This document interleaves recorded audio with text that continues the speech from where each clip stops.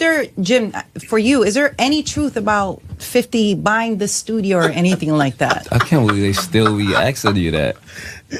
I mean, I'll tell you what, come on. We've never really heard. We've got to hear from Jim. I'll tell you what. Wait, in the mic, Use Jim, the mic, in the mic. use the mic. Clear the narrative, please. I tell you what. What was the question again? Is 50 buying your studio? It's 50 your landlord. I tell you what. I haven't seen him.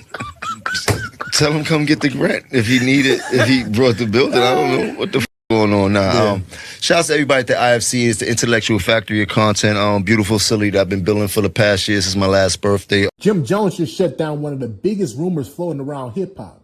And his response about 50 Cent had everybody paying attention. For months now, people have been running with stories that 50 Cent bought the building where Jim Jones has been building his massive creative studio complex. Some people even believe that Jim Jones was paying rent to 50 Cent. But now Jim Jones is finally speaking on it, and he didn't hold back at all. Now I'm about to let y'all hear this for yourselves. But before I do, I just need y'all to like, leave y'all thoughts down below in the comment section, and subscribe. Let's get into it. To be acknowledged, I think it's great that you guys also see, like, man, he's doing his thing at the same time. Listen, two things could be correct at the same time. You could be a piece of shit and great at what you do. Exactly. I mean, that's Point life. taken. Right. Yeah. I tell you what. I tell you what. Right. So yeah. Yeah. I mean, it's great perspective. Yeah. I mean, because now that I think about my life, yeah, it's You true. could It be a doesn't piece take of away shit from. and still be nice. Still be great at what you do. Okay. It would be like me telling him about streaming. I don't, Right. he's a streamer and he's been doing that for a long time. That would be me. Oh, I don't like your streaming. You do this. You should do it this way. It would just be my opinion. It wouldn't be like a fact. I wouldn't have no credentials behind that. I don't stream. You know what I'm saying? So that's how I looked at, you know what I mean, most of things like that and people just talking. You know what I mean? You could get, if you engage with it, you'll be fighting every opinion or every. I was gonna say, do you feel like now you have to respond to everything No, because only certain ones. Because you guys are in the podcast space? I think now there's an expectation, like, well, you're in the space of conversation. Only certain ones. Only certain ones. If you don't see me respond, I feel like you unworthy. Oh my God. If I don't respond, if I respond, I feel like Okay, so it's actually a compliment. I want the smoke. We found positive here. It's always positive. Sometimes you gotta like clarify narratives too. Like, you know, That's right. somebody putting out something that's a lie or like, you know what I mean? But we're not gonna be going back and forth with just about just anything. Yeah. And speaking of narrative, is there, Jim, for you, is there any truth about 50 buying the studio or anything like that? I can't believe they still be asking you that. I mean, I'll tell you what, come on. I'll tell you what. We've never really heard. We've got to hear from Jim. I'll tell you what. Wait, in the mic, Use Jim, the mic, in the mic. use the mic. Clear the narrative, please. I tell you what. What was the question again? Is 50 buying your It's studio? 50 your landlord. I tell you what. I haven't seen him. Tell him come get the rent if he needed. If he brought the building, I don't know what the fuck going on now. Shout out to everybody at the IFC. It's the intellectual factory of content. Beautiful facility that I've been building for the past year since my last birthday. Roughly about 40,000 square feet of creative space built. It's a multi-purpose complex for fashion, music, media, broadcasters where we film the Let's Rap About It podcast. We film the news show and Drip Report there. I film my Artist to Artist show there. I have a train station in there that's fully digital for all the streamers. We've been streaming in there. We have soundstage capabilities. We got two studios up and running right now. When we finish, we'll have 4 studios up and running. We have a grocery store in there. We have a sneaker store in there. We have a barber shop in there. We have a tattoo shop in there. I'm thinking about putting a pool in that bitch this summer. I mean, but you know, but nah, for real. So everybody, it will be open around July for everybody to come out.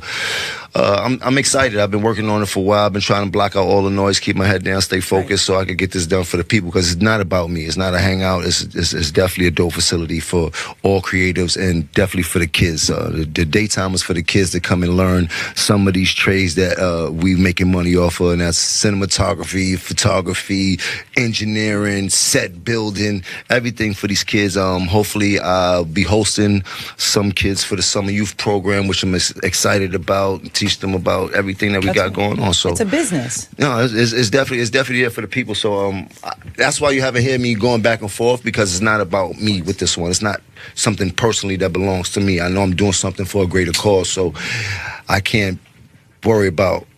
Right. You know what I mean? Now, sometimes, Nessa, too, I just want to add to what he's saying. Sometimes internet, social media narratives are just distractions from what's really going on, or can even distract you from what you're trying to do.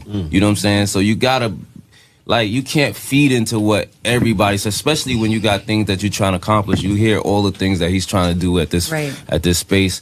Like, if you entertaining what everybody's saying, you can't be focused on what you're doing. So some of it you gotta just let people talk and just keep working. That's it. If 50 wanted to come and have a conversation on your show for the podcast, You should. Would you be open to it? Absolutely. I'll tell you what. Why not? I tell you what. And it should be a support system in hip hop in general. When 50 put out Power, we watched Power. We didn't. Everybody here, I could say, we supported whatever. You know what I'm saying? Even whether we best friends or whatever, we support things within the culture. So it never was us against 50 or anything like that either. Yeah. You know what I'm saying? So from our side, it was always, we would definitely have him come. Yeah, that's a fact. But to answer your first question, it was cap. Okay, so not buying. Yeah, I mean, I figured not buying, But I love that you would have a conversation, and I think hearing you, Fab, say, supporting the art, the work that everybody's doing, at the end of the day, I mean, that's the beautiful part about it. Right, none of it is really no personal issues. Of course. It ain't really. I mean, not that I know of. It ain't- Jim, don't throw me off when you leave here. Get on here and be I tell you what. I'll tell you I what. tell you what. It ain't really just personal issues sprinkled in there. I was going to say, where did this... It ain't really. I'm looking for tell you Jim. what. Where... What's up? I'm not And worried about. David Smirky. You think I'm worried? I'm literally not worried about nobody. If you see me on an Instagram or social media, I'm having shits and giggles the same way they having shits and giggles. It's all good when they could do it to me, but it seems like when I want to have my fun, everybody gets their panties in the ruffle. But I don't really care about none of these people. I don't have no vested interest in what they got going on. He want to come up to the show, be my fucking guest. You dig? Like, I'm comfortable in who I am. I'm not worried about nobody like that. You dig? Like, I don't put the negativity out there as I once used to. Yeah, I'm still a little bit of a shit starter. I still like to have, but it's all business. I got albums coming out. I got TV shows. It's about views and streams, and it seems that I'm very good at doing so when I speak. So why not dive into it so it can bring us more eyes on what we're doing? That'd be good. I think, maybe one day it will happen. Maybe. The biggest winners in hip hop are usually the people who know how to turn attention into opportunity. My biggest takeaway from this whole situation is that both 50 Cent and Jim Jones understand the value of staying relevant without letting every internet narrative become a real life problem. You gotta give 50 Cent credit. Few people in this game know how to keep their name circulating through social media and keep the culture entertained the way he does. Whether people agree with him or not, he understands marketing better than most rappers. And at the same time, you gotta respect Jim Jones for not taking everything so personal. Instead of getting emotional, he stayed focused on the bigger picture and even said that he'd be open to having 50 Cent come on his podcast and have a real boss conversation. Now that's the type of mindset that creates long-term success in this game.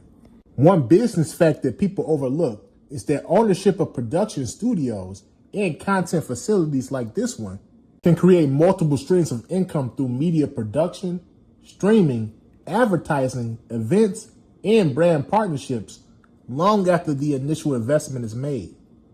At the end of the day, this feels less like beef and more like two experienced businessmen who understand how attention works in today's digital economy.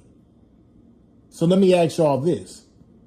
Do you think 50 Cent is the smartest marketer in hip hop when it comes to keeping his name in the conversation year after year? And if 50 Cent actually sat down with Jim Jones on the podcast, would that be one of the biggest hip hop business conversations we've seen in a long time? Let me know your thoughts down below in the comment section. And make sure you like and subscribe. Peace.